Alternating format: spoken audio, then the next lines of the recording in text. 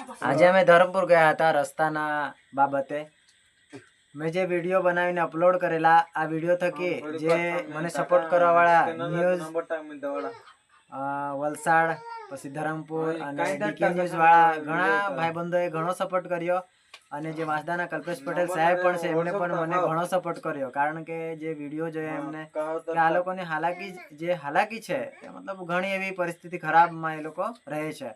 અને અમને ગ્રામસભામાં જે અમને રેકોર્ડ બતાવ્યો એમાં અમારા જે ગામનું એક પણ એવો રેકોર્ડ નથી કે જેમણે ગ્રામસભામાં લખ્યું હોય એ પણ અમને જોયા અને પછી અમને